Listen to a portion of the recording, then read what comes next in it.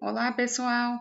Hoje iremos falar dos tratamentos térmicos de materiais metálicos e também citaremos os efeitos da influência dos elementos de liga. Primeiro, o que é um tratamento térmico?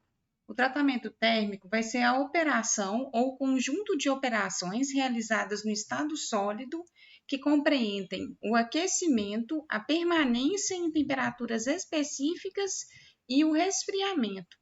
E para que a gente utiliza esses tratamentos térmicos? A gente utiliza para conferir ao material determinadas características. É importante ressaltar que os tratamentos térmicos eles irão alterar a microestrutura dos materiais metálicos, e isso afeta diretamente as suas propriedades mecânicas. Então, esses tratamentos eles serão feitos visando exatamente essas alterações de propriedades mecânicas e também, algumas vezes, de propriedades químicas.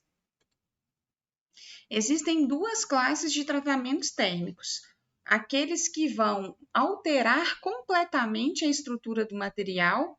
Por exemplo, a gente tem os tratamentos de recozimento, normalização, têmpera e revenimento.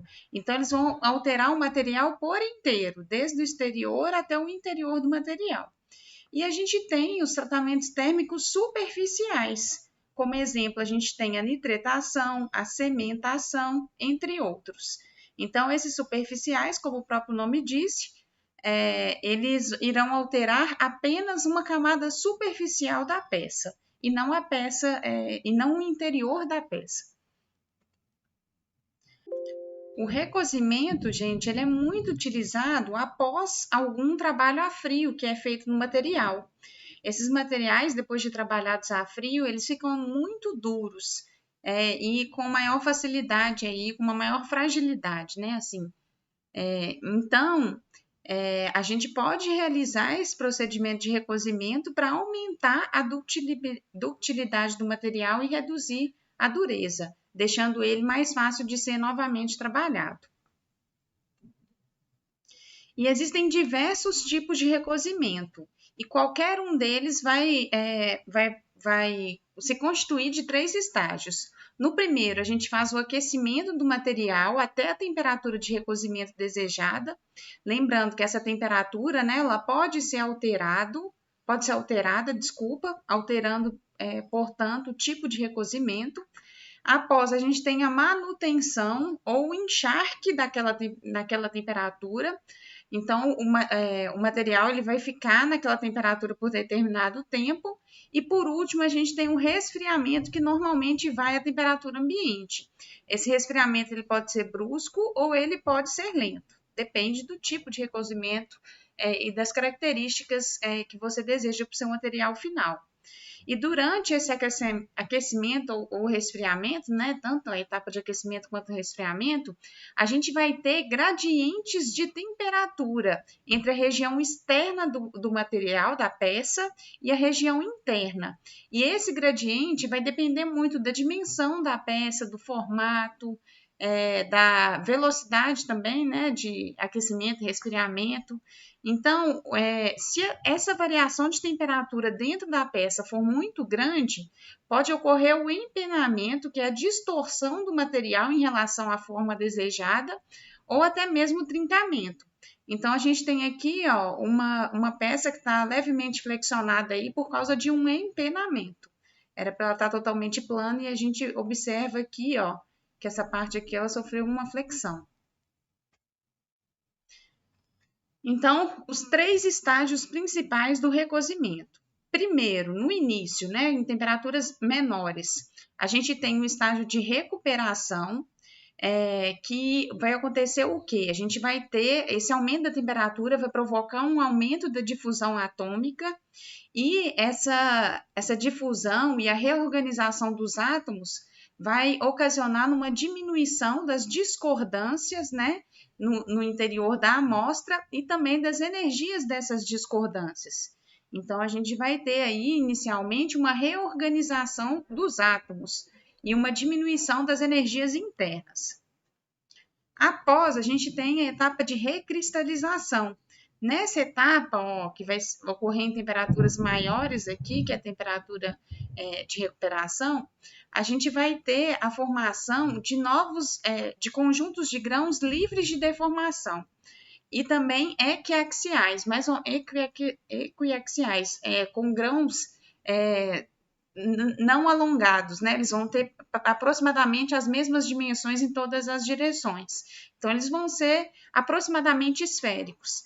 Então, a gente observa aqui, ó, que nessa região aqui de recuperação, a gente tem esses grãos aqui deformados, eles estão numa forma alongada, e à medida que a gente vai avançando aqui na temperatura, entrando na etapa de recristalização, a gente começa a ter essa formação de novos grãos. E o que vai ocasionar essa formação de novos grãos? A difusão atômica, né? E a reorganização dos átomos. E esses novos grãos, eles já vão ter essas formas mais equiaxiais mesmo, com uma tendência esférica. Não é perfeitamente esférico, mas eles vão ter uma maior proximidade dessa geometria circular. E durante a etapa de recristalização, a gente vai ter a recuperação de todas as propriedades que o material tinha antes da realização de qualquer trabalho a frio que tenha sido feito na peça. Então, essa etapa de recristalização, ela vai remover aí os efeitos nas propriedades mecânicas da peça, né? Esses efeitos que foram ocasionados pelo trabalho a frio. E a temperatura na qual a recristalização, todo esse processo de recristalização, ele ocorre em 1 hora, essa temperatura ela costuma ser entre 1/3 e metade da temperatura de fusão da amostra. Então, a amostra ela vai estar ainda, né, no estado sólido, cerca de 1/3 a metade da temperatura de fusão. Por último, a gente tem a etapa de crescimento do grão. E aí, pessoal, quando ela acontece, né? Se a amostra ela continuar em temperaturas suficientemente elevadas, a gente vai ter novamente, né? O processo de difusão ele continua ocorrendo e a gente sabe, né, que quanto maior a temperatura, maior vai ser a velocidade de difusão e essa difusão que vai provocar esse crescimento dos grãos. Então, quanto maior e mais facilitada for a difusão, mais rápido vai ser esse crescimento desses grãos.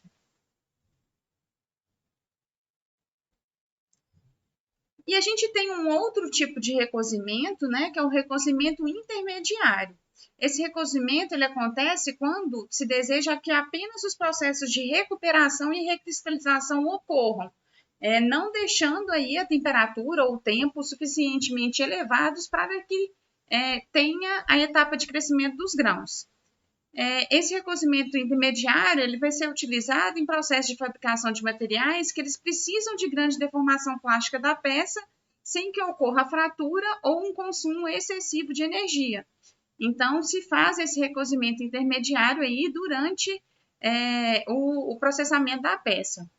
E né, a gente pode evitar a oxidação superficial do material durante o recozimento utilizando temperaturas mais amenas, né, mas que sejam acima da temperatura de recristalização, e também atmosfera não oxidante.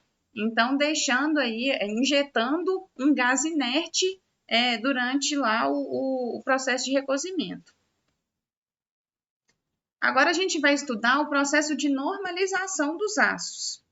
E os aços, né, que eles são deformados, eles vão ter normalmente aí a presença de grãos de perlita e também de fases pró-eutetoides, né, que pode ser, no caso, a ferrita ou a cementita.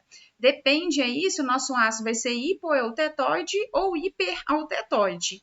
No hipoautetoide, a gente vai ter aqui, ó, a conversão aqui em ferrita, para depois a gente ter a transformação da austenita do restante da austenita, né, que sobrou, em perlita.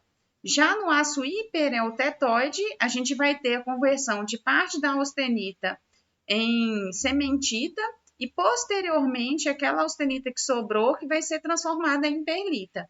Então, permanecem aí essas fases pró-eutetoides. Aqui está mostrando para o hipoeutetoide e para o hipereutetoide. E essa normalização dos aços, né, nela, a gente vai ter grãos relativamente grandes e irregulares, né, devido aí àquela deformação plástica que ocorreu, a laminação, seja lá qual for. E essa normalização ela vai ser utilizada para fazer um refinamento desses grãos, reduzindo o tamanho médio e homogeneizando a distribuição de grãos, deixando eles aí com uma distribuição mais homogênea em relação à amostra antes da etapa de normalização. Isso vai ser feito para quê? Para aumentar a tenacidade do material, para permitir que ele continue se deformando mais facilmente sem que ocorra fratura. Ela normalmente vai ser feita pelo aquecimento até uma temperatura cerca de 55 graus Celsius maior que a temperatura crítica superior. Então, a gente vai ter aqui, ó, como se fosse essa faixa rosinha aqui, ó. A temperatura vai ser essa temperatura dentro aqui dessa faixa rosa desse diagrama de fases aqui. E a normalização, pessoal, após o aquecimento do material e feita a normalização, o tratamento normalmente vai ser encerrado pelo resfriamento ao ar, o que resulta, né, nessa formação desses grãos pequenos e homogêneos de perlita fina e essas fases proeutetoides. E por que a gente tem a formação dessa perlita fina? Gente, isso é importante. Porque quando a gente faz o resfriamento ao ar, essa velocidade desse resfriamento, a taxa de resfriamento, ela é muito elevada. Então, o decaimento da temperatura ele é bem rápido. E aí, com isso, a gente tem a formação da perlita fina e não da perlita grosseira. Por quê? Para que tenha a formação da perlita grosseira, a gente tem que permitir uma difusão aí durante essa etapa de resfriamento, que não vai ocorrer. Um outro tipo, né, de tratamento térmico que existe é o recozimento pleno. Esse recozimento pleno vai ocorrer aqui nessa faixa de temperatura aqui que está em azul, tá vendo? Então, quando que a gente vai utilizar esse recozimento pleno? Ele é muito empregado em aços de baixo e médio carbono que vão ser usinados ou que vão sofrer alguma deformação plástica significativa durante alguma etapa aí posterior. E nesses aços hipoeutetoides, né, no caso dessa região aqui para baixo, olha, a gente vai ter a peça sendo aquecida em temperatura 50 graus maior do que essa superior. Então, vai ser aqui, ó, acima dessa linha aqui, ó. Já quando o aço é hipereutetoide, que é dessa composição aqui de 0,8% para cima, mais ou menos, né? A gente vai ter esse recozimento pleno acontecendo em temperatura 50 graus maior do que a temperatura crítica, do que essa temperatura crítica inferior, essa linha inferior aqui, A1. Então, em aços hipoeutetoides, 50 graus a mais que a A3. Em aços hipereutetoides, 50 graus a mais do que a A1. E aí a gente vai ter, no caso, né, para os aços hipoeutetoides, a formação de austenita, aqui, ó, durante o processo de recozimento pleno. Já para os aços hipereutetoides, a gente vai ter austenita com cementita, que a gente vai estar dentro dessa faixa aqui, ó. E como que vai ser o resfriamento do recozimento pleno? Então, normalmente, ele vai ser feito dentro do próprio forno, o que vai garantir uma baixa taxa de resfriamento. Como essa taxa vai ser menor, a gente vai ter um resfriamento lento, dando origem aí a grãos de perlita grosseira, né? Porque esse resfriamento lento vai permitir a difusão dos átomos. E também, né, a gente vai ter a presença aí dessas fases proeutetoides.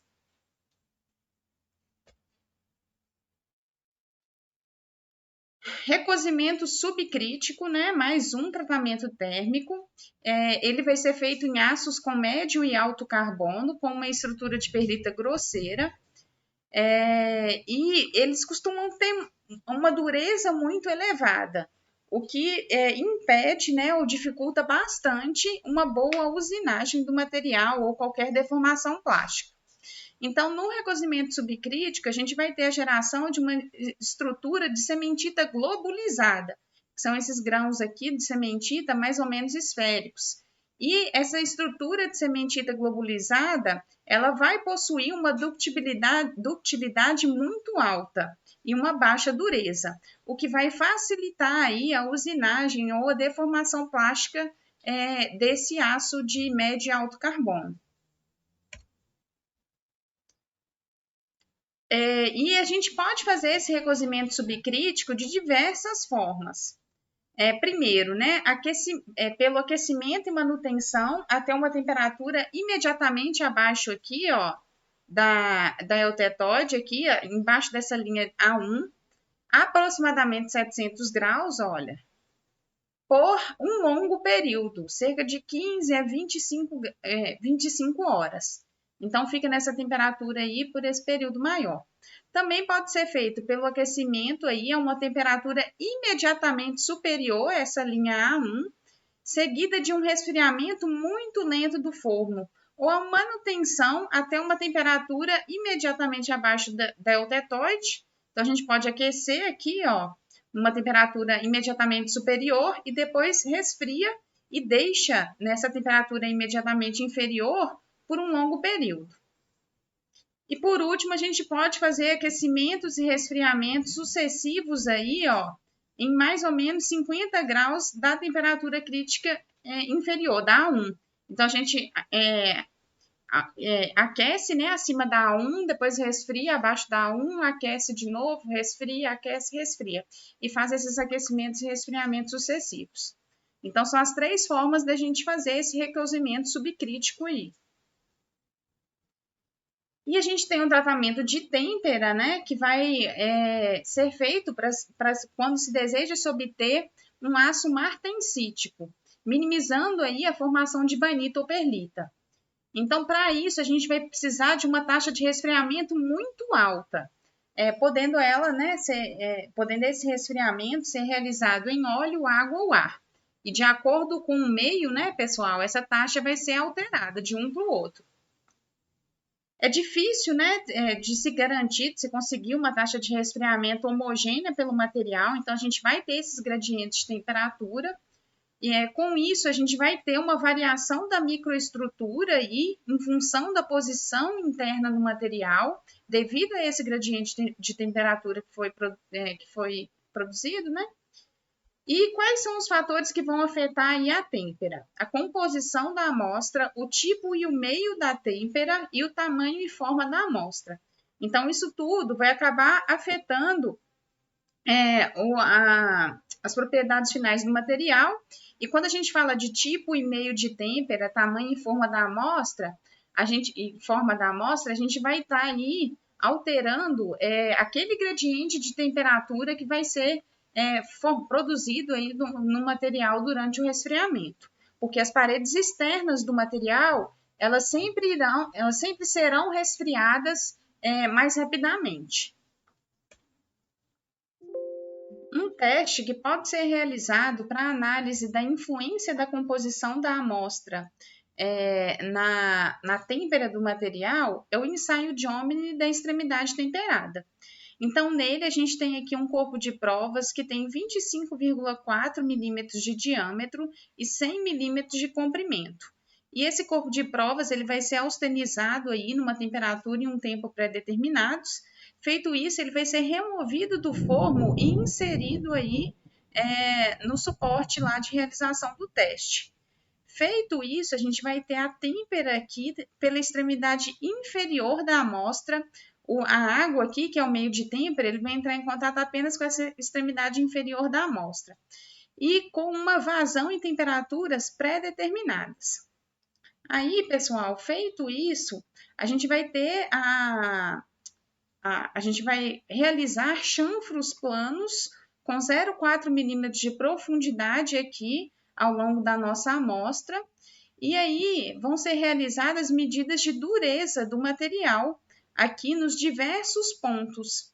Com isso, a gente vê como que para aquelas condições, né, de têmpera, para vazão e para temperatura lá pré-determinadas lá do meio, como que essa variação da temperatura ao longo da amostra vai influenciar na dureza do material ao longo também da nossa amostra, ao longo da profundidade.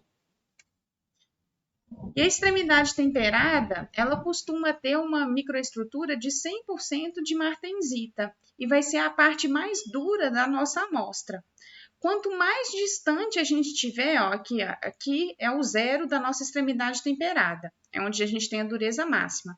À medida que a gente vai adentrando aí pelo material, saindo, ficando mais distante daquela região que foi em que o meio de têmpera entrou em contato, a gente vai tendo aí uma redução da dureza da amostra. E por que a gente tem essa redução? Quando a gente está mais longe aí do jato d'água, a gente vai ter menores taxas de resfriamento. E com essas menores taxas de resfriamento, a gente vai ter uma maior ocorrência, né, de grãos de perlita e bainita, que são menos duras, né, que a martensita. É por isso que a gente tem aqui uma diminuição da dureza do material.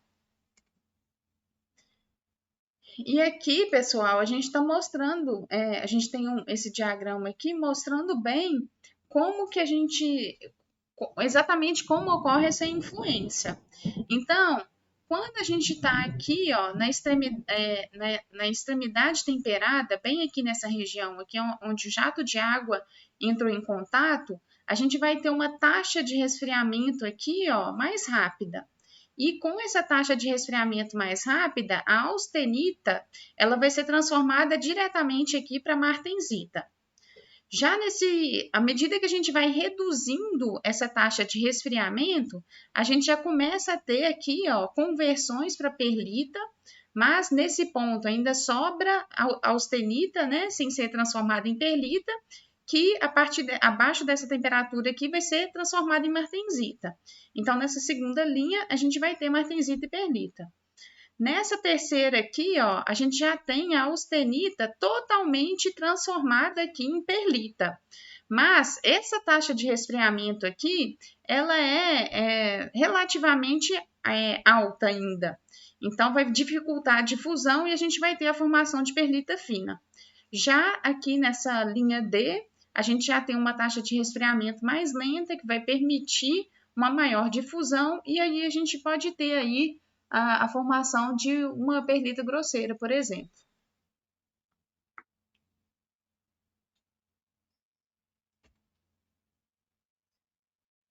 Aqui a gente vai ter o efeito da composição, né? Então a gente vai ver como que os elementos de liga irão afetar a dureza da amostra.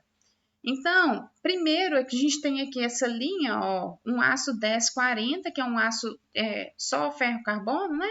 Um aço, aquele aço comum, ferro-carbono. A gente observa aqui, ó, que para esse aço, então a gente tem aqui o zero, né? Que é a distância aqui a partir da extremidade temperada, e aí a gente vai adentrando aqui pelo material, se distanciando cada vez mais aqui em relação àquela parte inferior que teve, né, que entrou em contato com a água. Então, para o caso de um aço, né, que possui aí uma quantidade muito pequena, bem inferior aí de outros elementos de liga, a gente vai ter, então, um decaimento da dureza muito elevado em uma distância relativamente pequena aqui da extremidade temperada. Agora, à medida que a gente vai tendo aí a presença dos elementos de liga, a gente observa aqui perfis totalmente diferentes. Então, esse aço aqui, 4340, que é um ácido que tem níquel, cromo e molibdênio, ele a gente tem uma dureza aí, um decaimento da dureza muito baixo aí ao longo da amostra, mesmo em regiões bem mais distantes aí da extremidade temperada. E para cada tipo de aço, né, alterando aí a composição daquele aço, a porcentagem desses outros elementos de liga, a gente vai tendo aí perfis bem diferentes.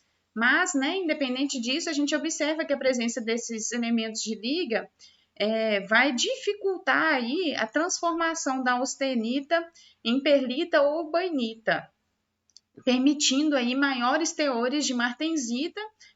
Inclusive aqui, ó, essa outra escala aqui da direita, ela é em função da porcentagem de martensita que está sendo formado. Então, dependendo aí da composição do aço, a gente vai ter diferentes porcentagens de martensita na nossa amostra.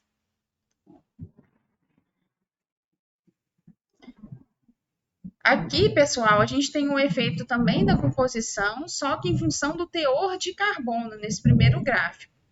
Então, quando a gente vai aumentando a porcentagem de carbono, a gente também consegue observar aí, ó, que a gente tem uma menor redução da dureza do material em relação aqui à distância da extremidade temperada.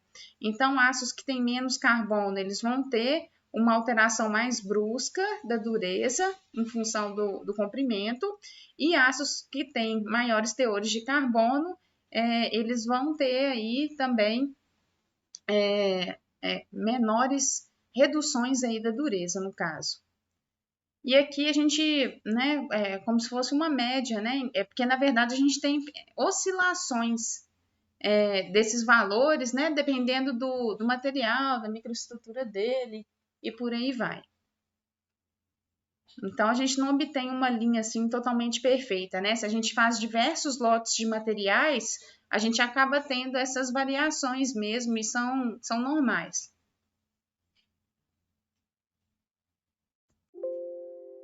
Sobre a influência do meio de têmpera, gente, a gente tem que lembrar que alterando esse meio de têmpera, a gente vai ter a alteração da taxa de resfriamento e, portanto, do gradiente de temperatura que vai aparecer no material.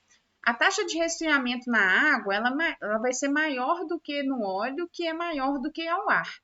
E aí, pessoal, o que acontece? A gente tem que tomar cuidado com essas taxas com a temperatura em água, porque como o resfriamento aí da parede externa ele vai ser feito muito rapidamente, a gente vai ter um gradiente de temperatura em relação ao meio da nossa peça muito elevado. E isso pode levar ao aparecimento de trincas e ao empenamento do material. Então, muitas das vezes, é indicado aí a temperagem em óleo, tá bom? E quando a gente faz a têmpera em ar, a gente pode ter, né, muitas vezes aí, a formação de estruturas que vão ser quase que exclusivamente perlíticas. Então, esse resfriamento aí, para a gente ter uma noção, né, de como que o resfriamento ao ar, ele é considerado uma taxa de resfriamento lento. Então, quase não se forma martensita, vai tudo para perlita. E aqui mostrando o efeito do meio de têmpera para uma amostra em água e para amostra em óleo. Mostrando aí, ó, olhando, analisando aí, né, as taxas de resfriamento aí ao longo da extremidade aí, da distância em relação à extremidade temperada. Então, a gente vê aqui, ó, que perto da superfície, a gente tem uma taxa de resfriamento elevadíssima. Já à medida que a gente vai adentrando no material, olha só, a linha vermelha está aqui, a azul está aqui, a verde está aqui e a amarelinha é essa daqui bem no meio. Então, no meio da amostra, a gente já tem uma taxa de resfriamento bem menor.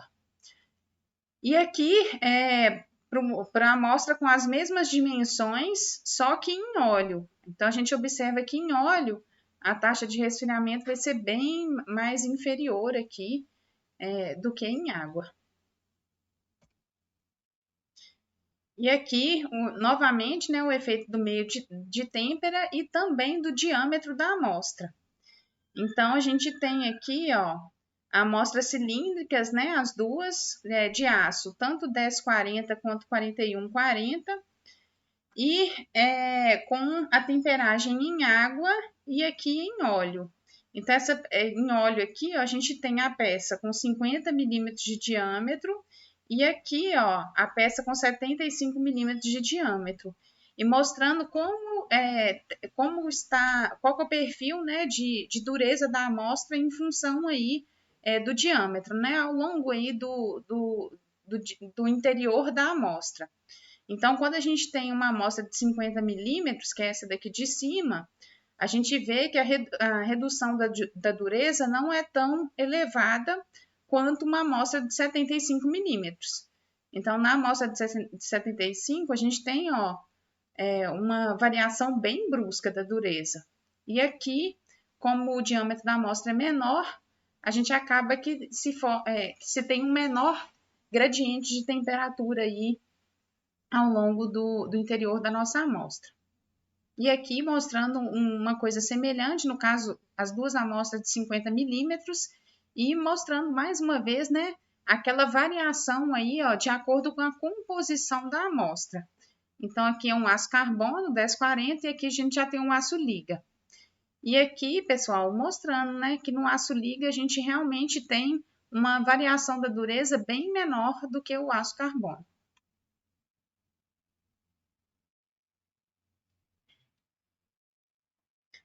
Agora a gente vai olhar um outro tratamento térmico, que é o tratamento de revenimento. Então, ele vai ser um processo de aquecimento abaixo da temperatura eutetoide, abaixo daquela linha A1, de uma peça temperada. Então, a gente vai ter aquela peça que sofreu o processamento de têmpera e ela vai ser aquecida. E as transformações, né, que ocorrerão na microestrutura da amostra, elas irão depender da temperatura na qual o revenimento acontece. Quando ele é feito de 100 a 200 graus, a gente não vai ter modificações estruturais visíveis, mas a gente vai ter aquelas tensões do interior da amostra, elas vão começar a ser aliviadas. E a gente tem aí uma leve redução da dureza da amostra. Então, a gente tem aqui, 3 amostras, né? Na verdade, 3 imagens de martensitas temperadas. Cada imagem está com um aumento, né? Um zoom diferente. Mas aí a gente vê aquele perfil da martensita mesmo, o normal, né? Quando a gente aumenta, né, para 200 a 260, o aço ele vai continuar perdendo dureza, mas também a gente não vai ter aí nenhuma alteração estrutural notável. Já entre 260 e 360, a gente já vai ter uma alteração aqui bem visível da microestrutura do material e a gente vai ter o início de formação de precipitação de carbonetos finos. Que vai originar uma microestrutura com a aparência de um agregado escuro, que é isso daqui, que é uma estrutura de trostita. E a dureza continua caindo aí e vai para aproximadamente 50. Entre 360 e 730, a gente vai ter as maiores transformações, né? O que já era de ser esperado devido às maiores temperaturas. E quanto mais elevada for a temperatura, mais grossas serão as partículas de sementidas que vão começar a se precipitar aí nessa matriz férrica. Essa estrutura é chamada de sorbita. E ela tem uma dureza próxima aí a 30, bem inferior à amostra de martensita original. E quando a gente fica aí próximo àquela linha lá eutetoide, lá aquela A1, né, de 720 graus Celsius, a gente vai ter a estrutura de cementita esferoidal na matriz férrica, que é essa esferoidita aqui, esferoidita. E ela vai ter valores de dureza entre 5 e 8, ou seja, uma dureza muito baixa que vai dar uma boa usinanibilidade. Opa, agarrei aqui para falar. E no caso de aço liga, o comportamento ele pode ser bem diferente aí, devido àqueles fenômenos que a gente viu, aquela maior dificuldade, né, de transformação que a gente viu para perlita, para bainita e por aí vai. Então a gente pode ter uma amostra se comportando aí de forma totalmente diferente. Agora a gente tem, né, a influência desses tratamentos de têmpera seguido de revenimento em outras propriedades mecânicas, né, além da dureza. Então a gente tem aqui, né, o limite de resistência à tração, que vai ser reduzido aí, né, de acordo com a temperatura do revenimento. E a gente tem aqui também o limite de escoamento, que também vai sofrer aí uma redução. E por último, a ductilidade, que no caso vai ser aumentada. O material ele vai ficar mais dúctil. E agora que a gente já viu todos aqueles tratamentos, né, que vão alterar a nossa amostra como um todo, a gente vai estudar aqueles tratamentos superficiais, que vão alterar apenas uma leve camada superficial aí da nossa amostra, e não vai ter aquela alteração da estrutura interna do material. Muitas das vezes, né, a gente vai ter uma têmpera superficial e também tratamentos termoquímicos. E a gente vai estudar aí esses tratamentos termoquímicos também. Primeiro, a têmpera superficial. Então, que vai ser essa têmpera superficial? Então, vai ser um aquecimento da superfície do aço bem rapidamente, um aquecimento muito rápido, de forma que se atinja aquela zona austenítica apenas na superfície do material. E é claro, né, pessoal, a profundidade que vai ser convertida em austenita vai depender das condições, né, dessa têmpera, e vai ser algo pré-determinado, algo testado aí de acordo com o que se deseja para o material final. E vai ser seguido de um resfriamento bem rápido. Então, aqui a gente tem uma montagem, né, mostrando como seria feita essa têmpera superficial. Então, a gente tem aqui o bico de chama, que vai estar aqui aquecendo o material até a zona austenítica, e logo em seguida a gente já tem um jato de água aqui sendo aplicado e formando, né, para que esse resfriamento rápido ocorra. Então, a gente vê que realmente é um aquecimento muito rápido e um resfriamento também muito rápido. E isso tem que ser feito, né, em taxas maiores, justamente para que a gente não tenha alteração aqui, ó, da parte interna da nossa amostra. Aqui a gente tem outros tipos de têmpera, né? Então, diferentes daquele primeiro que a gente viu. Então, a gente tem aqui, por exemplo, para uma amostra tipo uma engrenagem, um outro tipo de têmpera que pode acontecer, e aqui mais um terceiro tipo de têmpera. Então, depende muito da forma da amostra e por aí vai. Um outro tipo de têmpera que pode ser realizado é aquela de têmpera superficial, né? É a têmpera por indução. Então, esse calor superficial, ao invés de ser produzido pela chama, ele vai ser produzido por indução eletromagnética, aquele efeito Joule, gente, que vocês estudaram já lá no ensino médio lá. Então, a gente tem esse aquecimento aqui pelo efeito Joule e logo em seguida, se vocês repararem aqui, ó, a gente já tem o resfriamento da amostra aqui, ó, por esses jatos de água. Então, é bem parecido com o outro, só o tipo de aquecimento que vai ser diferente. E a gente pode, né, alterar a corrente ali da indução eletromagnética, né, a corrente elétrica lá, e isso vai ocasionar aí, ó, em camadas mais finas ou mais espessas. E aqui os diferentes modos, né, de se realizar a têmpera por indução aí, alterando-se aí de acordo com o formato da peça também, né, gente? A gente vai utilizar cada um desses tipos de têmpera.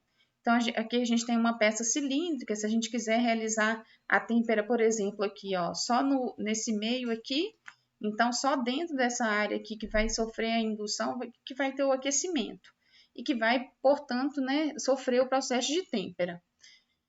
Então, aqui a gente tem um outro, né, que a amostra aqui, ou o indutor, ele vai percorrer aqui ao longo da amostra, e aí a gente vai ter a temperagem, né, nessa região externa toda. Aqui também a mesma coisa. E aqui, ó, se a gente for realizar a têmpera só dentro dessa região aqui, ó, entendeu? Então, de acordo com, vai depender de quê? Do que, lógico, né, da forma da peça e da região que você está querendo fazer aquele processamento. Se você quiser realizar no material todo, aí você vai ter que ter o indutor aqui passando pelo material inteiro. Vai depender muito do que você deseja. Aqui, quando se deseja só a parte interna, tá vendo, da peça, então depende muito daquilo que você realmente quer. E agora, né, pessoal, entrando aí nos tratamentos termoquímicos, vão ser os últimos tratamentos que nós vamos estudar.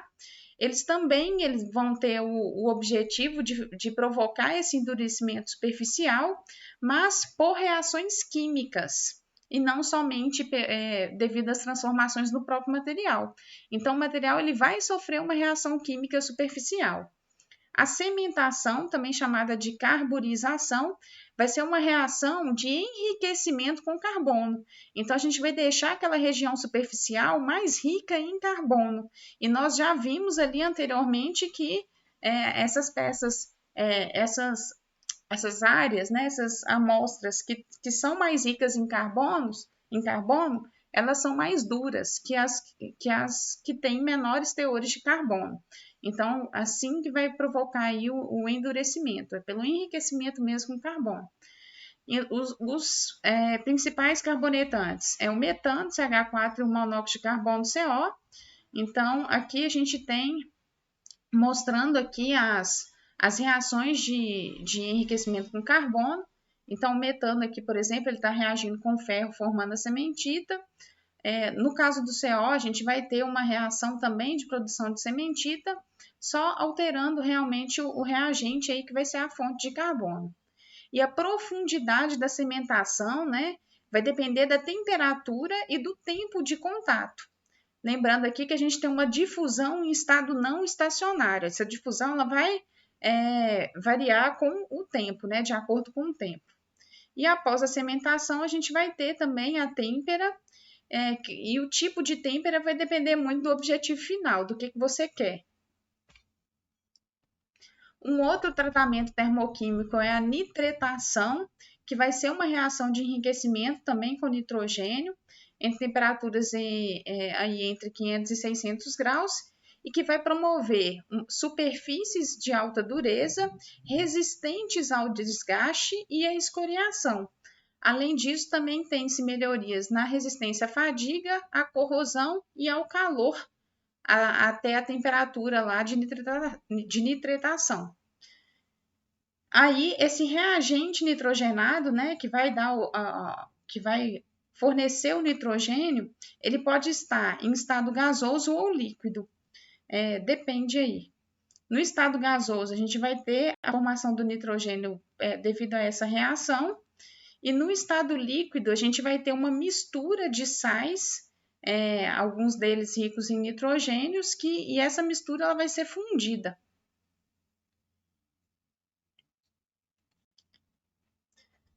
Um outro tratamento é a cianetação, e vai promover também o enriquecimento, inserindo átomos tanto de carbono quanto de nitrogênio no material.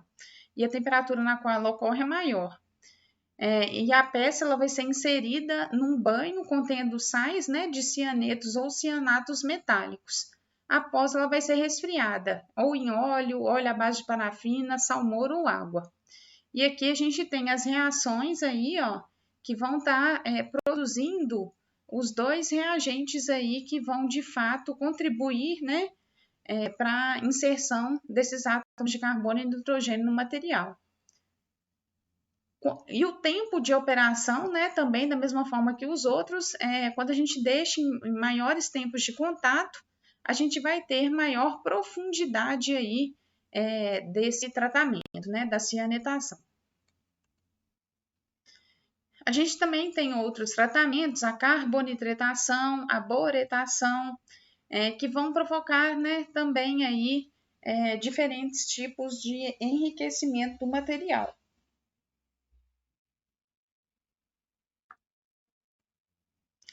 Então, aqui as referências bibliográficas que foram utilizadas para a produção desses slides.